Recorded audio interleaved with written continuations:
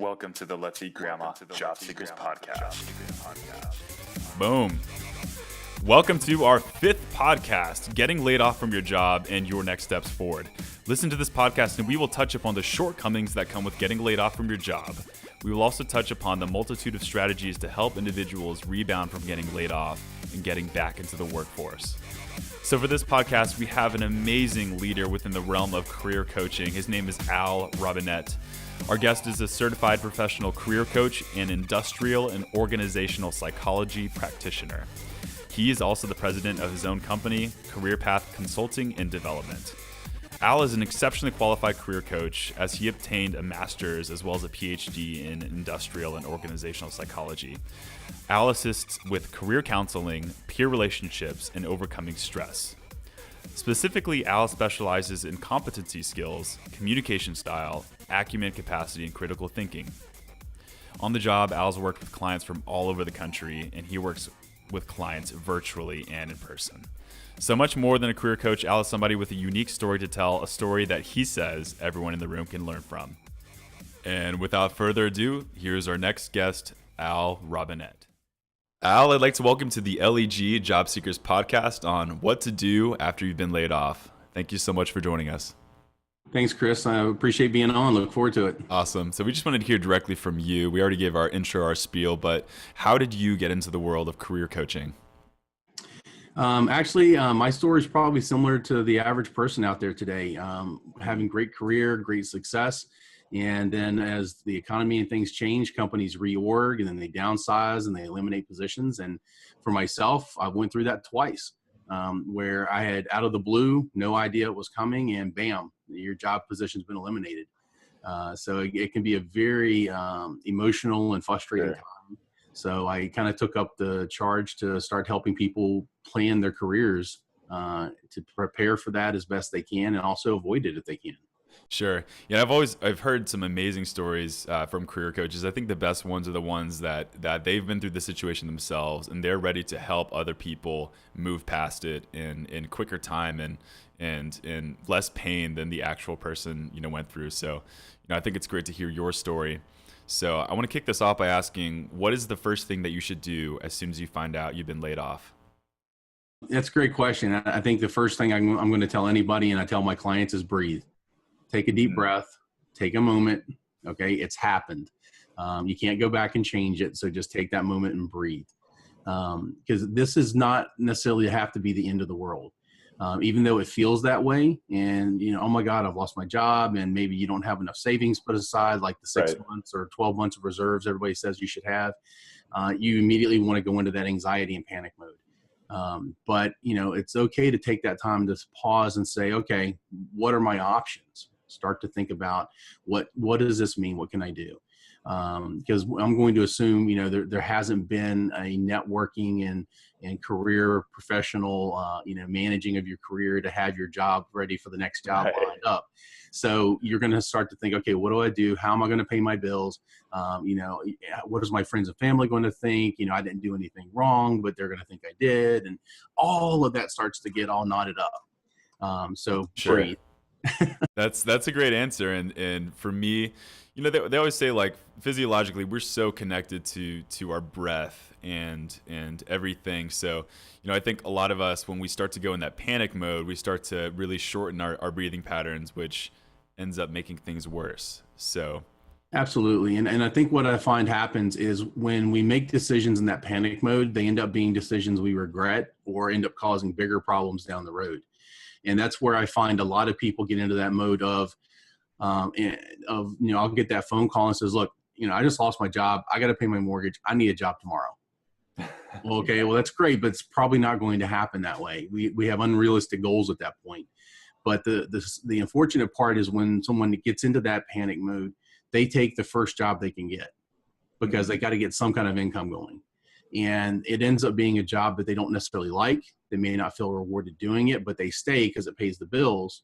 And then they get into this lifelong trajectory where I've had clients stay in a job for 20 years that they hated because it became comfortable and it's just what they knew. And they were afraid to make a change because they didn't want to go through that experience again.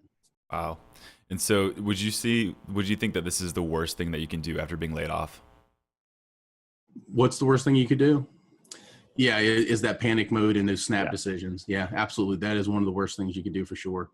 And a lot of it too really becomes around a good number of my clients. I end up doing coaching with them around emotional intelligence, and having the ability to self-recognize what you're feeling and the ability to self-regulate, to say, okay, I am feeling this sort of way about this topic. I'm going to control how I'm responding in my behaviors so that I don't make those decisions.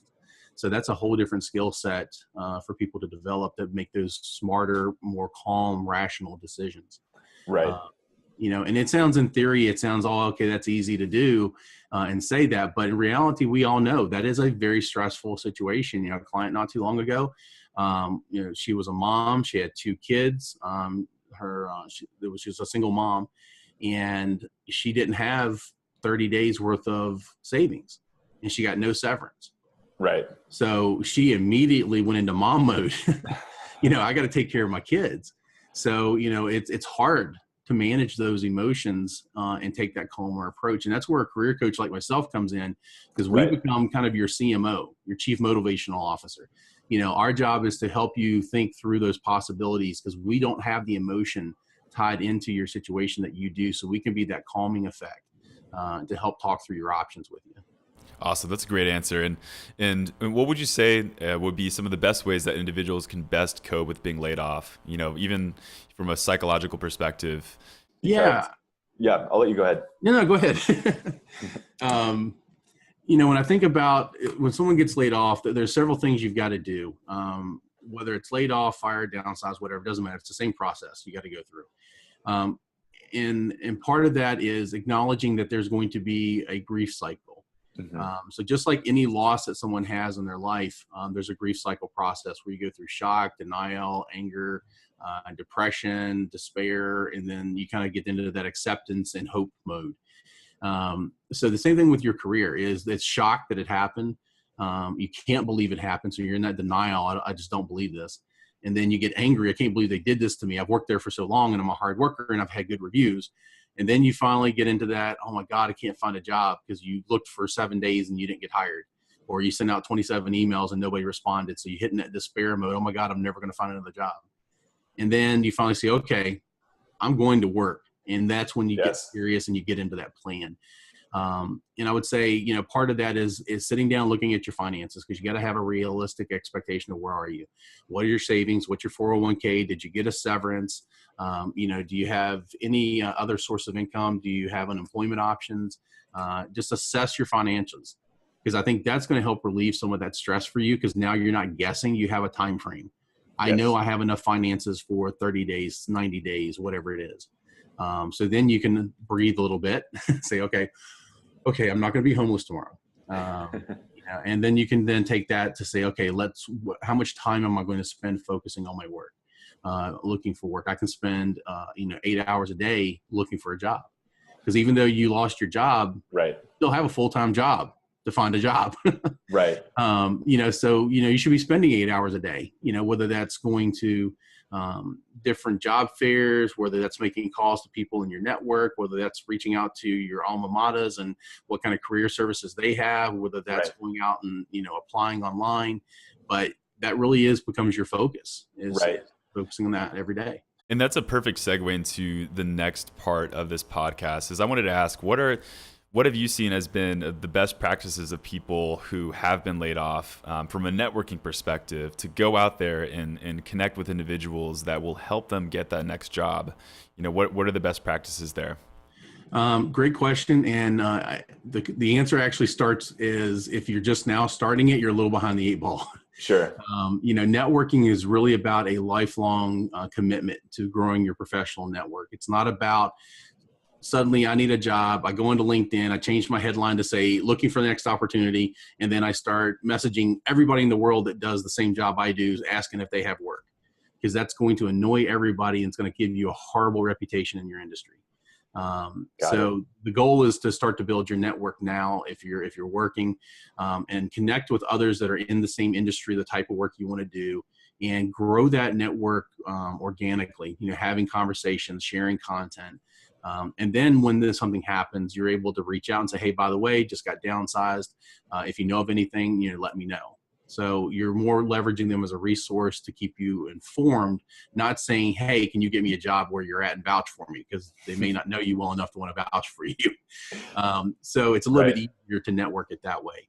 And hopefully you've grown that over time and managed it. And just to throw out there too, when we talk about networking, because it's so many people have taken a negative spin to it because they've gone these weird directions with it. When I talk about networking, it means just connecting with other professionals on a real level. You don't need 33,000 LinkedIn connections to be considered networking. Some of the best people that have had the best success at networking and growing their professional brand and career have had less than 500. So it's about the quality, not the quantity. Absolutely.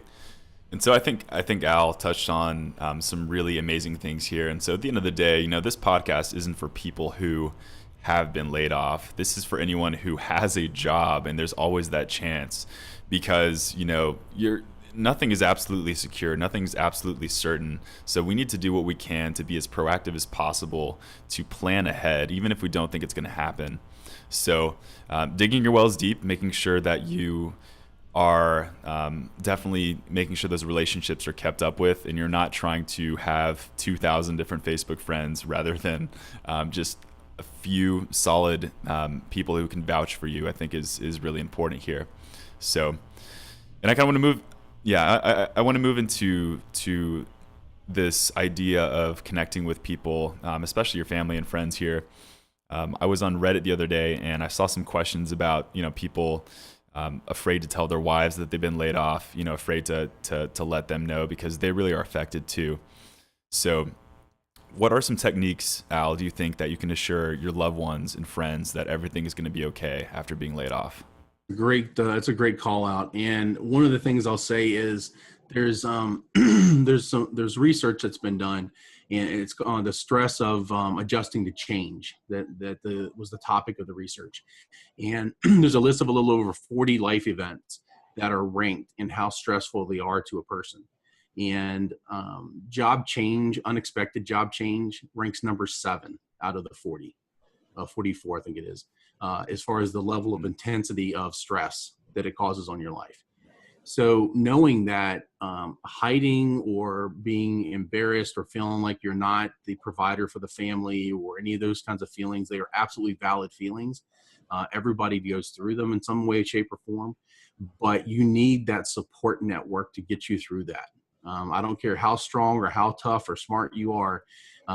There's no reason to go through this transition alone. So what I usually recommend to my clients is to create a master support team. So you're going to pick 3 to 5 people in your life that are going to give you honest feedback, not the people that are going to tell you everything's rosy when it's not. You want people with honest feedback. Sure. But you also want people who are going to be a support for you. So you can call and vent when you're frustrated, when you're having a tough day. You did an interview and you thought you nailed it, and they called you the next day and say they're going a different direction. You can call that person and talk about that. When you build that network, you're now sharing that stress workload. You're not carrying it all on your own shoulders, because we all know the impacts of stress it has on your physical body, whether Absolutely. It's from your blood pressure, whether it's your heart or your eyes. I mean, there's so many things that stress has an impact on your body, your sleep patterns. So carry that workload with your master support team. Don't do it by yourself. Sure. And just to clarify, how many people would you recommend having in your master support team? Probably 3 to 5. 3 is usually a pretty good number. It depends on what your network of people is. Right. Because you may have people that you want on that team, but you may not be able to talk to them very often because of their responsibilities. So you might have 4 on your team now because you know that one person you can get to once a month. Right. But if you have people readily available, 3 is usually a pretty good number. Okay. And you recommend people, I'm sorry, go ahead. I was gonna say the other thing is the reason you want 3 to 5 is you don't want to have just one person and you dump everything on them. So now they're carrying, you want to spread it around a little bit. Now it's almost like they are going through the same exact situation as you are, and yeah, that's good advice, I think. Yeah, absolutely. I love this idea, and I'll be honest with you, I think that's something that I need to have a more conscious strategy with, because at the end of the day, I can kind of point to people left and right. I can be like, okay, I think my brother In fact, I know my brother would be a part of that master support team, but I think having something mapped out could help, just in case anything happens. And so, do you recommend that these people are geographically close to you? Do they have to be in the same city? Can this be, No. As long as you've got the the important part is the connection you have to the person and the ability to have open, honest dialogue together.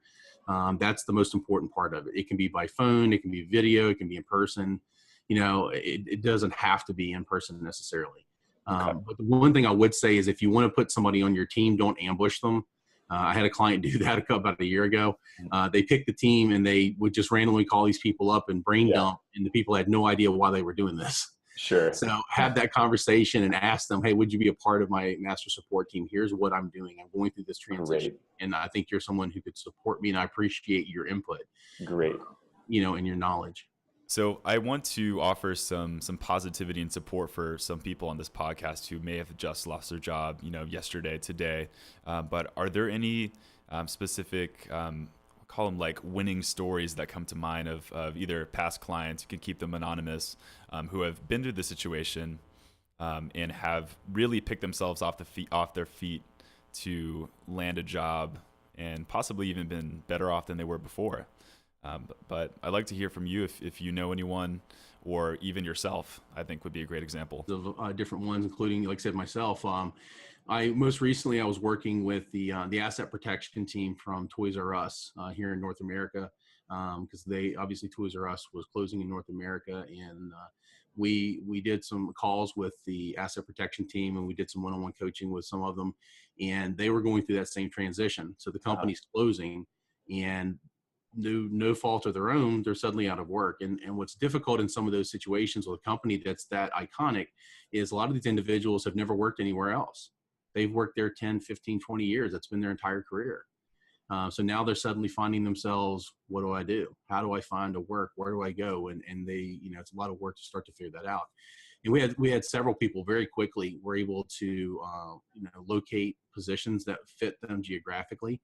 And get into positions that were either equal to, or a couple of them were actually better positions for them. And I think they're going to have some very long-term career success with what they're doing now, because a couple of them are in companies that have a lot of promotion ability. There's a lot of upward mobility for them as they grow in their career.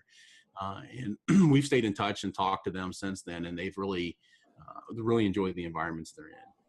But I would even say, with myself, each company that I went to after being downsized, I look at all of that as a positive for me. As much as it was frustrating at first, each company brings a different experience. It brings a different skill set. You learn to work with other individuals maybe you've not been exposed to before. And it's that collective knowledge of these different places you work that actually helps shape who you are and how you're able to navigate your own career. And I've made some really amazing partnerships over the years with people, even through those downsizings. But for me, it motivated me. That was probably the biggest difference for me, is after that first time that it happened, I said, okay, I'm taking my career in my own hands, and I went back to school. And I've been on that lifelong adult learning. I'll probably still be, getting degrees until the day I die. There we go. But I really pursued knowledge, and the IO psychology really became my passion, because it's really about people in the workplace and how do you help them work together the best you can. So being someone who's been on both sides of the desk, doing the hiring and the person being hired, I have a very well-rounded perspective on career coaching. Absolutely. And you're really about taking this into spinning into a positive. It's like, really, this isn't something that you should not be ashamed of. This could happen to anybody. So, and I'll give you a perfect example of that. This is an opportunity for you to just take a pause and think, what do I want to do? So you may have been doing the work you've been doing for several years, but is it the work that you love? Do you feel rewarded doing it? Or was it something you just took because it's the first person who made you an offer and it paid the bills? And unfortunately, the vast majority of people in our country today are not working jobs that they planned to work, and they don't necessarily feel 100% rewarded. So they're kind of just coming to work, it pays the bills, and I go home, not saying I left fulfilled. I feel like I made a difference today. So I think this is that time to say, okay, what do I want to do? Right. Because maybe I've been working retail, maybe I've been working in a warehouse, maybe I've been working on an assembly line, whatever it is, to say, what do I really want to do? And could I do that? How do I get there? And again, that's part of where a career coach can help, is help you figure that out and develop a strategy to get there. But, take that time to go after it. This could be the time to say, you know what, I'm going to go back to school. Maybe I was in that job for 8 years and I never got promoted. And maybe that was that degree that was holding me back. Mm-hmm. Or maybe it's a trade school that you want to go after and change careers. Right. And you know what? And for a couple of my clients, this was the time that they kind of had that life coaching moment and stepped back and said, you know what, I'm just going to take a couple of years off and spend with family. Because they were in a financial situation where they could do that, and they decided to spend time with their family. They had the one person had a new granddaughter, and she just took time off to herself, and she's just now getting ready to go back into the workforce. Sure. And I want to go back to something you said, which is just so mind blowing to me. It's that the majority of people so many of these people in these situations are ending up working jobs that they really know they don't belong in. It's not that it's not just that they don't belong in them. It's like that they actually know that they don't belong in these positions. And so what do you think is the long-term social impact of all these people in the workforce, being in positions that they really shouldn't be in? Great question. And there's multiple impacts for that. So, and when we say that they shouldn't be in the job, it doesn't mean they're not skilled or qualified to do it. It's just not their primary driving forces from behavioral science. They're not being met. So the first impact is to the organization and the individual, because one of two things is happening in that scenario. The person is either going to give the minimum effort they need to get through the day, not get fired, and go home. So the company is not getting the maximum potential out of that person they could. Or the flip side is they are giving 100%, but they're not feeling the company appreciates it or recognizes it. So that starts to create a little bit of resentment toward the company because I'm busting my rear end for you and you don't care. So it kind of becomes both of those. But the third piece that often happens, and this does come up in career coaching from time to time, is it impacts the personal social life. Because when you don't love the work you do, you hate your boss, you're miserable at your job, you carry that home. So now whoever's at home, whether it's mom and dad, whether it's a significant other, whether it's your kids, you do carry that with you. Now, you may do a pretty good job of controlling it in your perspective, but our body language is still going to show it even if you don't say it. So it's going to have an impact on relationships and your patience. Absolutely. That's a very good answer, Al, and I appreciate all your insight. Just one other quick specific question. This comes from people that I found on forums, so I like to speak for them. It's how do you actually address a layoff when either you've been asked about it in an interview or possibly in an email from a recruiter? How would you address that? Great question. Comes up almost every single client. So I would say there's not the taboo of this anymore that it used to be. 20 years ago, if you were part of a layoff, there was this perception that, well, if they laid you off, then what did you do? Or you weren't worth keeping, so why would I want to hire you? And there was this whole stigma around it. But today, because of the way the economy and businesses are and businesses approached, it's not the big deal it used to be. So it's best just to be honest about it and explain what happened. To say, look, I worked for this organization. They went through a reorganization. My position was eliminated. So that's made me available for new opportunities. Okay. I think there's this fear if I say I'm laid off, they're not going to want to hire me. And recruiters know what's going on. Recruiting is not as big a world as people think it is. Recruiters know each other. They talk. They know what's going on with companies. They actually, a lot of them are amazing at helping. So I've got 5 people getting ready to be laid off my company. Do you have anything at your company? They lead generate a lot of times to help out some of their employees. So it's best just to be honest. And especially if it's a big downsizing too, it's going to be in the media. It's going to be in the news. It's going to be easy to validate that's what happened. Perfect. So just be honest, and it is what it is, but I would say the one advice I would give you is if you were downsized or reorg somehow, do not carry the anger from that stage 3 of the grief cycle with you into interviews. I've had a couple clients that blew interviews because they went in and got mad and talked about the prior employer negatively. And I don't care how angry you are about it, how you feel slighted, don't do that. Because they know you are not emotionally ready to take a new job with them. They don't want you to carry that into the new workplace. do that. So just make sure you're in a good place to let that go. Right. And, I don't even work in the realm of career coaching at all, but I have had clients who have said these things. I'm like asking them about, different parts of their resume, and they'll, start to talk about how they were undervalued. And it's just like, I really hope that, that doesn't, come across in an interview and things like that, even though that's, 100% accurate. So.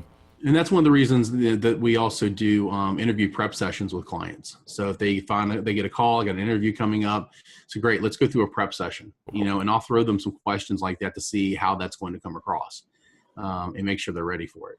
Excellent. Al, you've been absolutely magnificent throughout this entire podcast.